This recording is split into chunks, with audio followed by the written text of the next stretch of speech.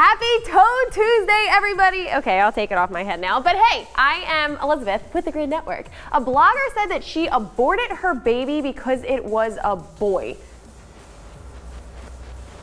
I'm literally speechless right now. After an ultrasound revealing the sex of her baby, author Lena wrote in her blog, "I was in shock. I started crying, weeping at the thought of what I was about to curse the world with." She called herself a feminist, but this is like to an extreme and just sick. But not only is this incredibly sickening, but maybe Barbara Kay was right on Twitter when she said, "With a mother like this fetus was lucky to be aborted." But in other news, a drunken man escaped near death after falling under a moving train. This is like one of those things where it's like, hey, you got a second chance, do it right this time. He was walking and then leaned his back like against the train before sliding down and under the moving train, which thankfully stopped pretty quickly. But the hidden camera also shows another person walking with a backpack who nonchalantly looks back and then just completely ignores it. Life lesson, don't drink near moving objects. You may not be as lucky as this guy.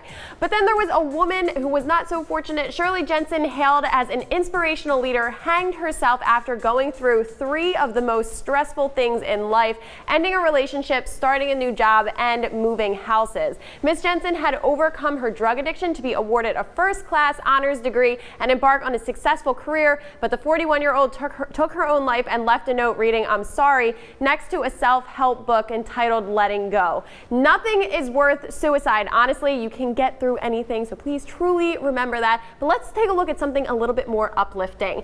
Angelina Jolie announced the Center of Women, Peace and Security at the London School of Economics. The new center will aim to educate students about the participation of women in conflict-related processes and on enhancing accountability and ending impunity for rape and sexual violence in war. Jolie said in a statement, "We need the next generation of educated youth with inquisitive minds and fresh energy who are willing not only to sit in the classroom, but to go out into the field and the courtrooms and to make a decisive difference." Angelina is certainly helping make a difference. But someone else who had another issue, a new father claims he has been unfairly fired after taking 2 weeks paternity leave.